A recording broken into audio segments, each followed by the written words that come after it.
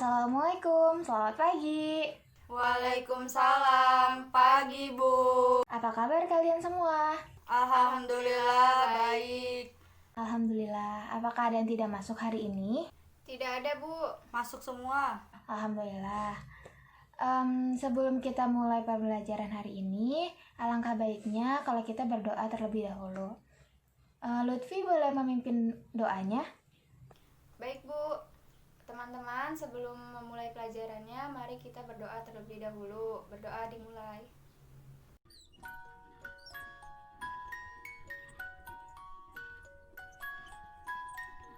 Selesai. Terima kasih Lutfi. Oke, sudah siap belajar ya? Siap Bu. Hari ini kita akan belajar mengenai vektor. Apa yang kalian pikirkan saat mendengar kata vektor? Memiliki arah Bu. Tapi juga ada nilainya kan Bu? Besaran skalar dan vektor berbeda nggak? Wah, baik. Iya benar, vektor itu memiliki nilai dan memiliki arah. Untuk menjawab pertanyaan Ica, mari kita nonton animasi berikut.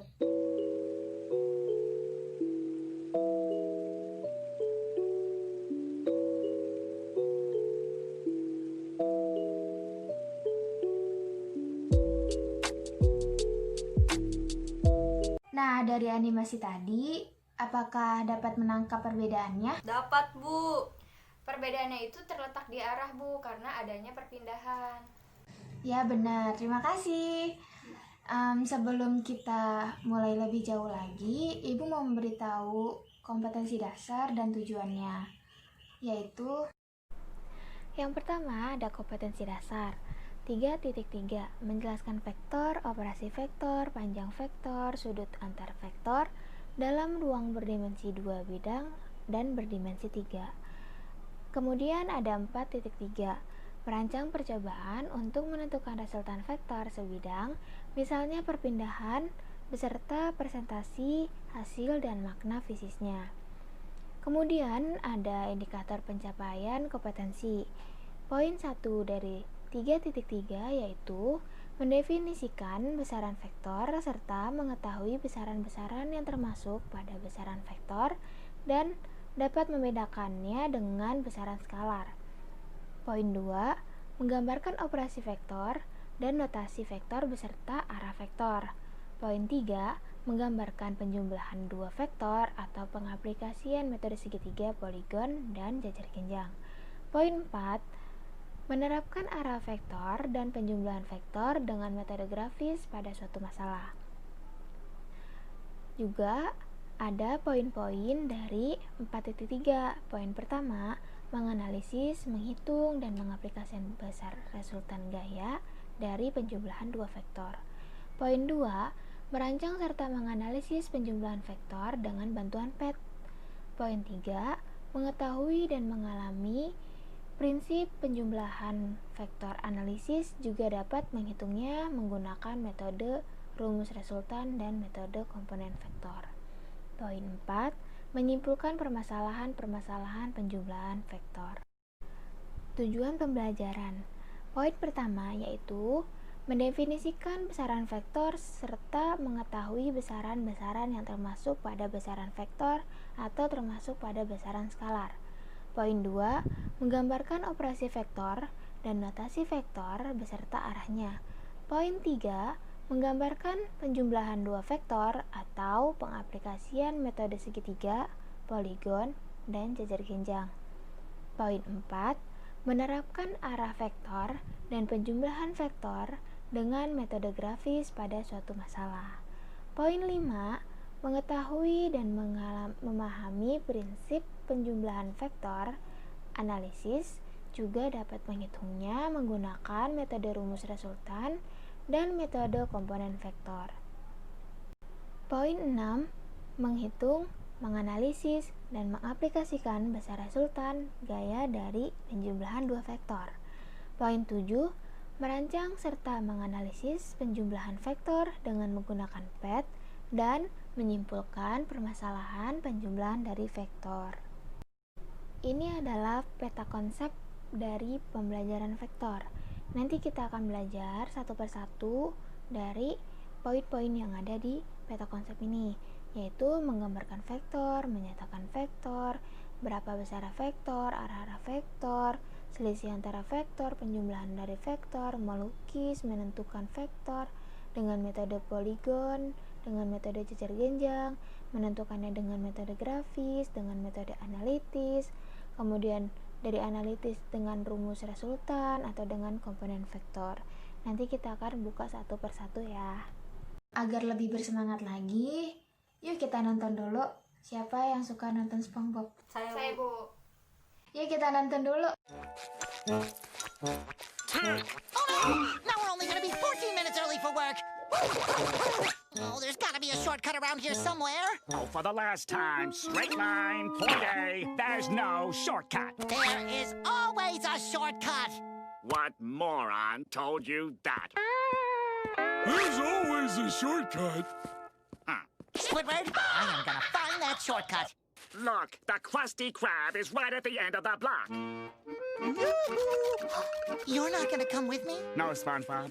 I'm just going to struggle through the rest of this walk alone. Well, I guess this is where we part ways.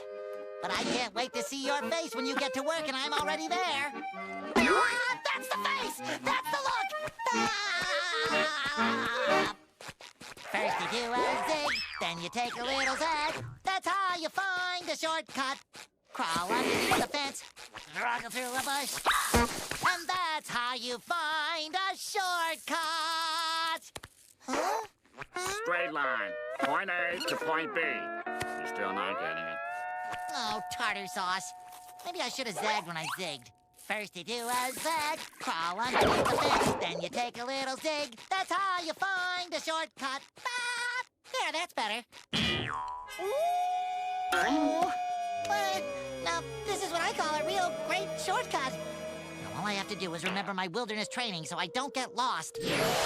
First rule of wilderness training is map out your course by taking note of local landmarks. Local landmarks.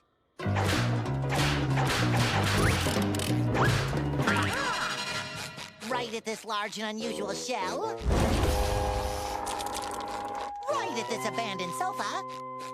And jog left at the broken fire hydrant. There it is! The Krusty Krab!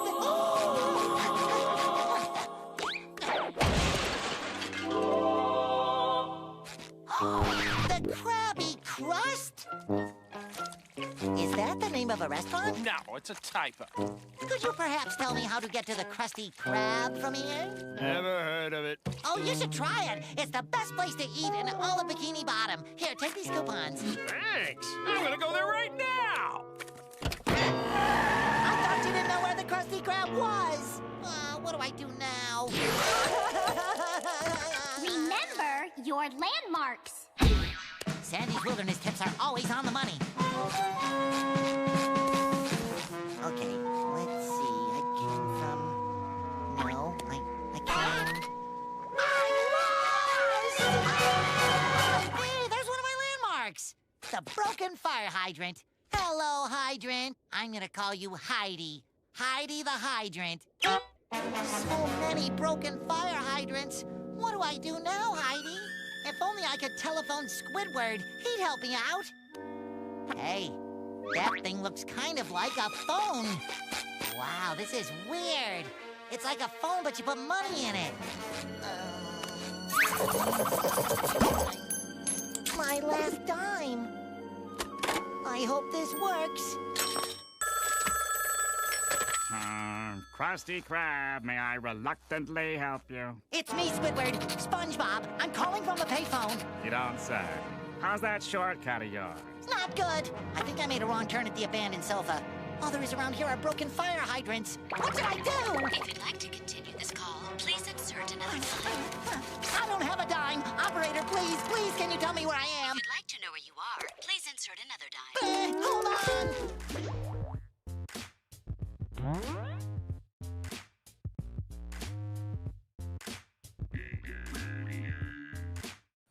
Nah, apa yang kalian dapat dari video SpongeBob tadi?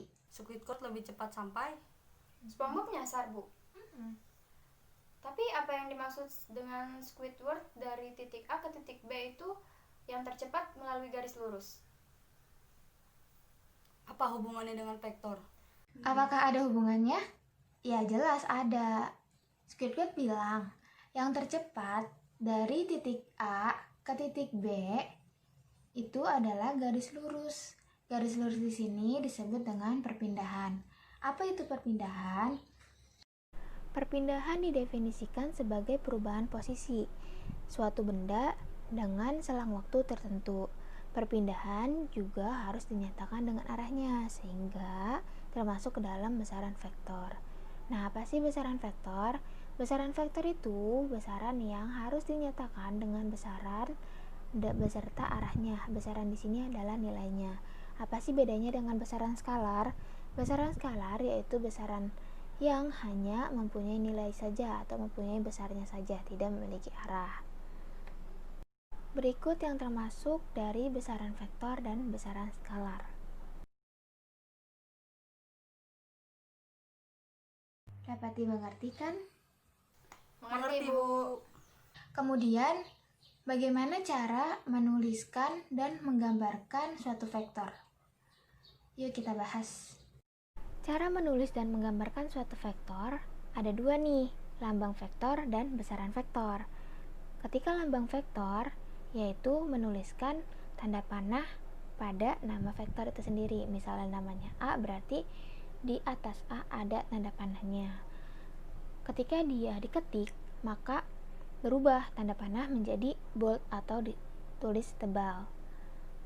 Nah, berbeda dengan besaran vektor. Gimana cara menuliskannya? Yaitu dengan menuliskan tanda mutlak di kiri kanannya, tetapi tetap dengan tanda panah, menandakan dia sebuah vektor. Gimana kalau dia di keyword atau diketik, maka dia bercetak miring atau dengan italik. Dapat dimengerti kan? Mengerti, Bu. Lalu bagaimana cara menyatakan suatu vektor? Dalam menyatakan suatu vektor dengan posisi pada bidang R, yaitu R sama dengan Rx, I, dan Ry, J. Kenapa sih ada I dan J-nya? Nah, I itu melambangkan bahwa dia berada pada sumbu X, yaitu pada sumbu horizontal. Sedangkan yang J menandakan bahwa dia berada pada sumbu vertikal atau di sumbu Y. Besar dari R itu yaitu R sama dengan akar dari Rx kuadrat ditambah Ry kuadrat. Arah dari R itu bisa dicari menggunakan tan theta sama dengan Ry per Rx. Besar dari I dan J sama dengan sama-sama 1 karena dia tegak lurus pada sumbu Y dan sumbu X. Vektor kan memiliki arah ya. Apakah hanya memiliki satu arah atau bisa lebih? Saya nggak tahu, Bu. Memangnya vektor bisa, Bu, memiliki arah lebih dari satu? Ternyata bisa. Ada yang namanya penjumlahan vektor. Bagaimana cara melukiskan penjumlahan vektor? Yuk kita lihat PPT-nya. Metode menuliskan penjumlahan vektor ada dua metode. Pertama, metode poligon. Yang kedua, metode jajar genjang. Kita kupas satu-satu ya. Metode poligon. Caranya yaitu, pertama, lukiskan salah satu vektor sebagai vektor pertama. Kemudian, kedua, lukis vektor kedua dengan titik tangkapnya di ujung vektor pertama. Kemudian, langkah ketiga, lukis vektor ketiga dengan titik tangkapnya di ujung vektor kedua. Dan seterusnya sampai vektornya selesai. Kemudian, lukis vektor resultan dari titik tangkap pertama menuju ke ujung vektor terakhir. Begitulah caranya menggunakan metode poligon. Kemudian ada metode jajar genjang. Cara melukiskannya yaitu, pertama, lukis vektor pertama dan vektor kedua dengan titik pangkal yang berimpit dalam satu titik tetapi memiliki arah yang berbeda. Langkah selanjutnya, lukis sebuah jajar genjang dengan kedua vektor itu sebagai sisi-sisinya.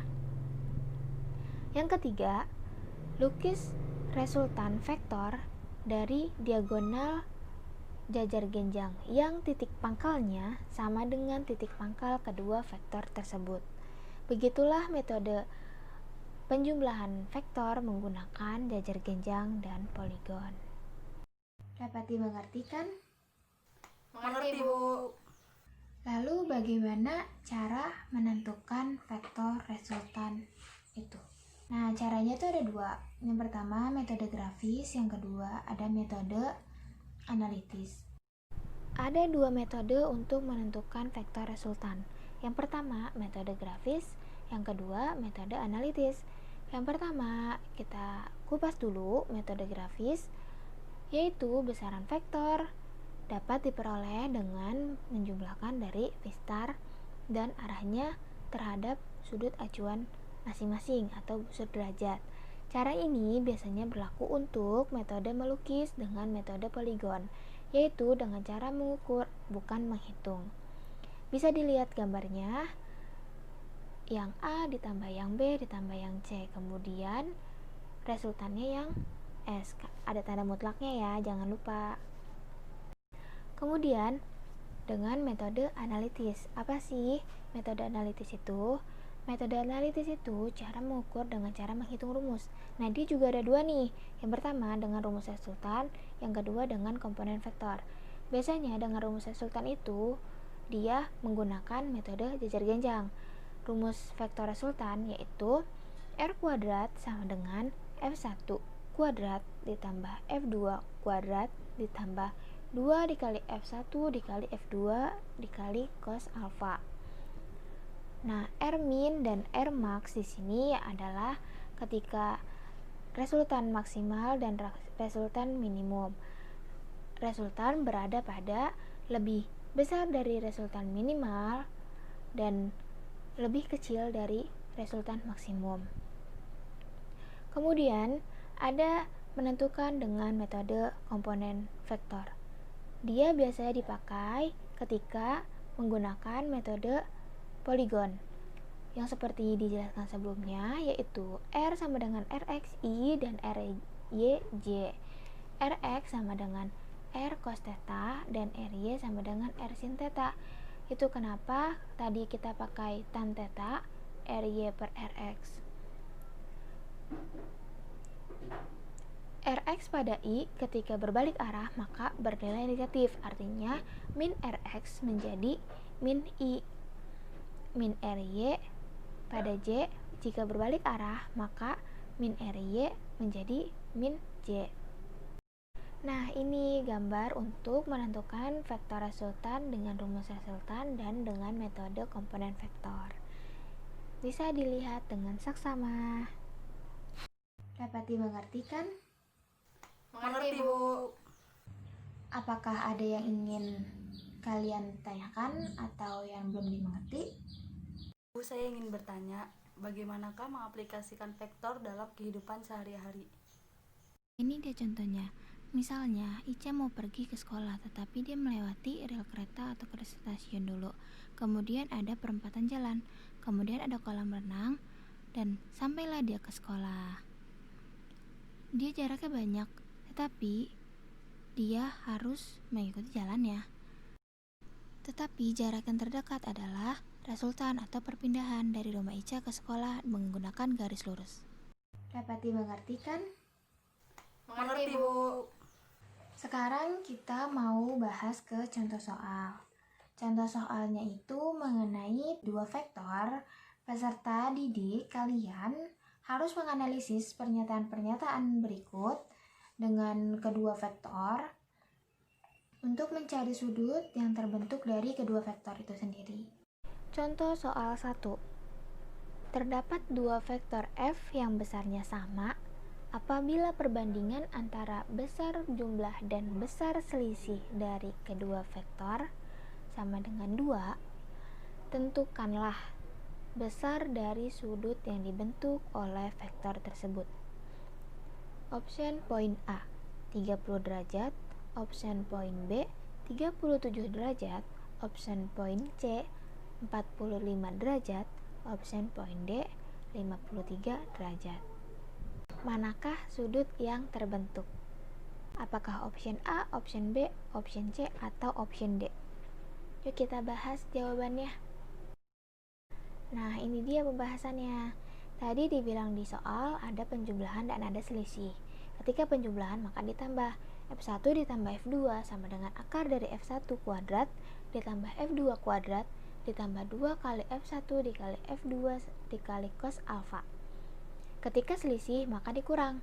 F1 dikurang F2 sama dengan akar dari F1 kuadrat ditambah F2 kuadrat dikurang F1 dikali F2 dikali cos alfa. Dibilang juga perbandingan antara penjumlahan dan selisih kedua vektor sama dengan 2. Maka yang ditambah dibagi yang dikurang sama dengan 2. Kita mau hilangin nih akar-akarnya, maka yang akarnya dihilangin, yang gak akar dikuadratkan.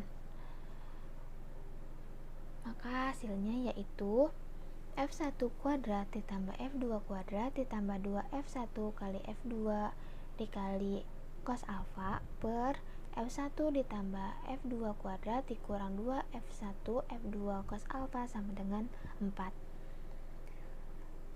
Kemudian akan diruntun seperti ini sehingga didapatkan bahwa cos alfa sama dengan 0,6. Maka arch cos alfa sama dengan 53. Poin mana yang benar? Ya, benar poin D. Bu, izin bertanya, apakah dapat digambarkan dari kedua vektor tersebut? Ya, di sini ada F1, F2. Nah, kemudian kita gambar dulu seperti jejer genjangnya. Sudah seperti jejer genjang, maka kita menentukan resultan dari vektor itu. Dapat dimengerti kan? Baik, Bu. Makasih, Bu. Oke, kita lanjut ke contoh yang nomor 2. Jadi contoh nomor 2 ini, kalian akan menyatukan 3 vektor dari arah-arah yang berbeda. Peserta didik, kalian harus menentukan resultan dan gabungan dari ketiga vektor tersebut. Contoh soal nomor 2 yaitu perhatikan vektor-vektor di atas. Lihat dulu ya vektornya. Ada vektor A mengarah ke sana, ke kiri. Ada vektor B mengarah serong ke kanan, atas. Ada vektor C mengarah ke atas, vertikal. Soalnya yaitu dengan metode poligon, garis resultan dari vektor di atas akan membentuk sebuah trapesium.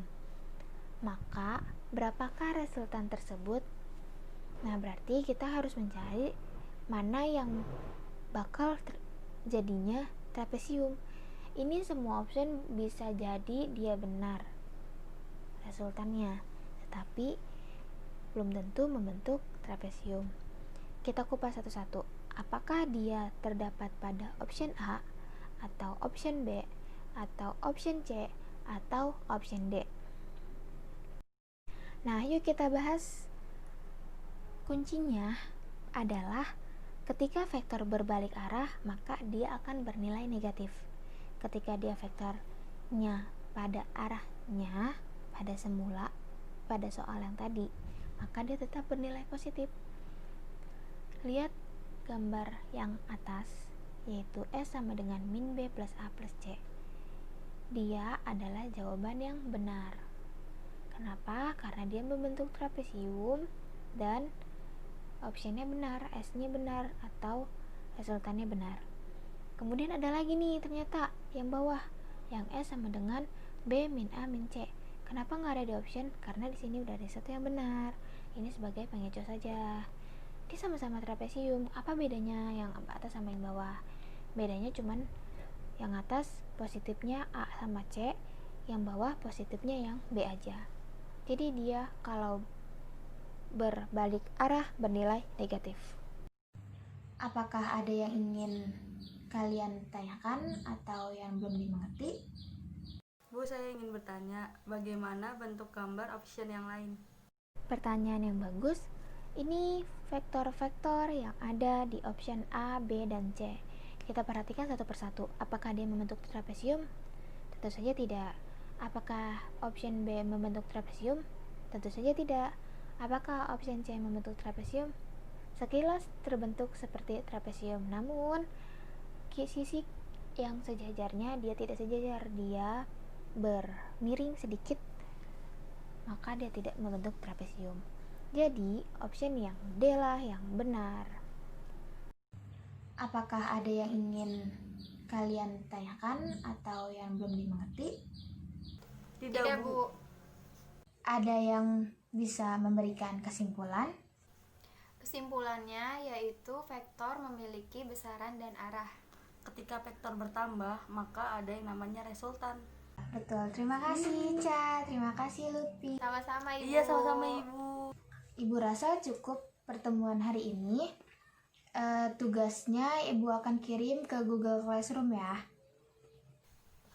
Oke Bu, siap. Siap Ibu. Terima kasih untuk pelajaran hari ini. Semoga ilmunya dapat diterima, bermanfaat, dan dapat dimengerti. Wassalamualaikum warahmatullahi wabarakatuh.